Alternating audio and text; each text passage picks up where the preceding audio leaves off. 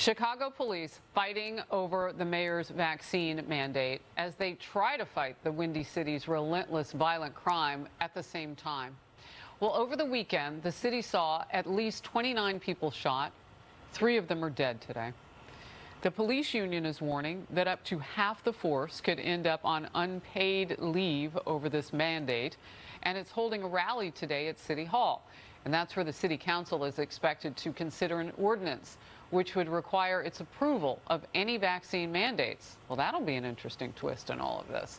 In Seattle, that city has lost more than 100 police officers already to the new vaccine requirements. Radio host Jason Rance reports the police department there does not have enough officers to meet daily minimum staffing needs now.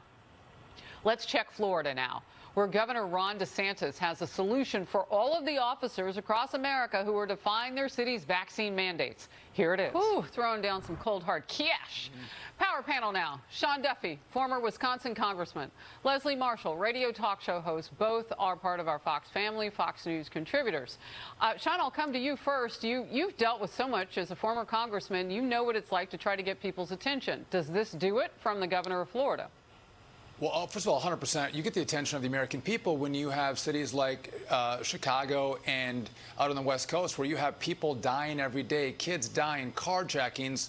America pays attention. And then when Ron DeSantis said, listen, you can come to my state. We have better weather, better taxes, and I'll give you $5 grand to come down here. I think that's an appealing offer to officers who are sick of being treated like dirt. They want to be respected because they do a respectable job. You know, Leslie, as you and I talk, we have spoken before about the deaths among police officers, and it's a tough job already. But when you layer in COVID, we did see deaths from COVID throughout the pandemic. But that's not what this is about. This is about control through a mandate. And some police officers have even said, you know, they are vaccinated. They just don't want to be told that in order to do the jobs that they've always done as first responders and essential workers, they have to do it a certain way and check this box. What do you say? Well, I say here in California, our police officers don't have a problem complying with the vaccine mandate, and we don't have the shortages that we see in some cities like Seattle and Chicago.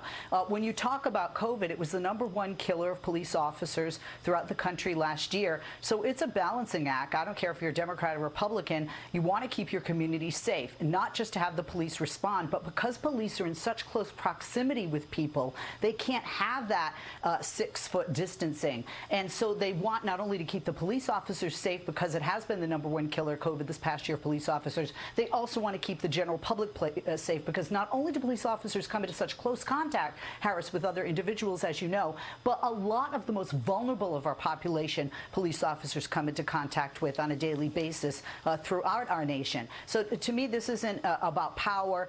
The police officers, obviously, all in our jobs have different things we're required to do, police as well. This is about keeping the police and the community that they serve very well, safe and safer going forward. I'm glad you said the serve very well part, because sometimes that gets left out of the conversation, particularly among those on the left in those cities where they've called for defunding police, some of which we're talking about today.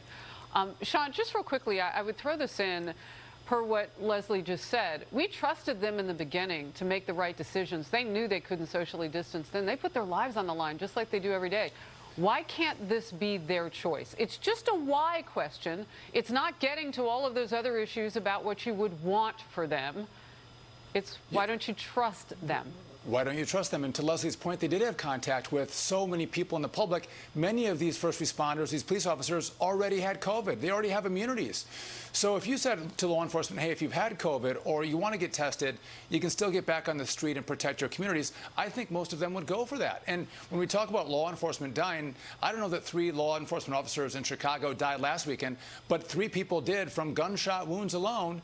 And I would just note that, yeah, California might have given up their freedom long ago. A lot of us in the Midwest still love our freedom and don't want to give our medical records over to the state, because once you give it one time, they're going to come again and get it again. So if the vaccine mandates have this effect, Leslie, what would you offer up as an alternative to the Democrat mayor of Chicago? Because it's a battle now.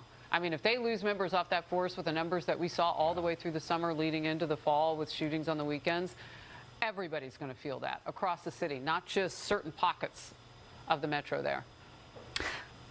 I used to live in Chicago. I lived there twice, 2 years each, a total of 4 times.